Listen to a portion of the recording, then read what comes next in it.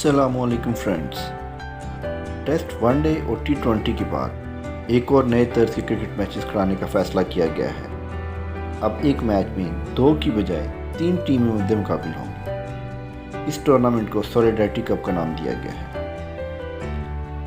जनूबी Africa cricket board ने शायकीन और स्पॉन्सर्स की दिलचस्पी में इजाफे के लिए एक नई तर्ज का फॉर्मेट मुतारिफ करवाने का फ़ैसला किया है और एक मैच में 2 के बजाय 3 टीमें खिलाने का ऐलान किया है। 3 टीमों के इस क्रिकेट मैच में हर टीम 8 खिलाड़ियों पर मुश्तमिल होती है। ये मैच 50 या 20 ओवर्स की बजाय 36 ओवर्स का होता है और इसके 2 हाफ होते हैं।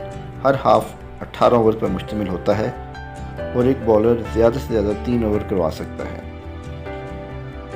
इस मैच की पहली बैटिंग करने वाली टीम का फैसला कुरानंदाजी से होगा। 18 ओवर्स में से 6 ओवर्स पहले हाफ में एक टीम के खिलाफ और बाकी 6 ओवर दूसरे हाफ में अगली टीम के खिलाफ होंगे।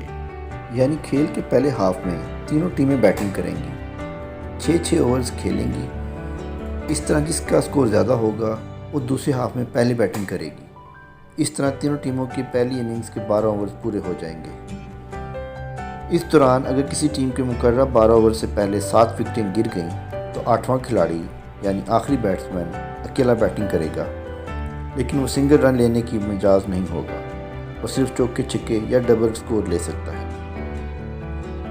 3 साइड क्रिकेट मैच में सबसे ज़्यादा रन स्कोर करने वाली टीम जीत जाएगी। 2 टीमों में टाई हुआ तो फिर सुपर ओवर होगा और तीनों टीमों में टाई होने की सूरत में इनाम तीनों में बराबर तकसीम होगा। जनूबी अफ्रीकी क्रिकेट बोर्ड ने इस फॉर्मेट का बाकायदा आगाज़ करने के लिए एक मैच पर मुश्तमिल टूर्नामेंट मुनक़िद करवाने का ऐलान किया है, जिसका इनकार पहले 27 जून 2020 को होना था। ताहम इंतज़ामात मुकम्मल न होने के बाद इसको मुलतवी कर दिया गया है और नई तारीख का ऐलान जल्द किया जाएगा। इस टूर्नामेंट को सॉलिडारिटी कप का नाम दिया गया है, जिसमें पहले, दूसरे और तीसरे नंबर पर आने वाली टीमों को गोल्ड, सिल्वर और ब्रॉन्ज मेडल दिए जाएंगे।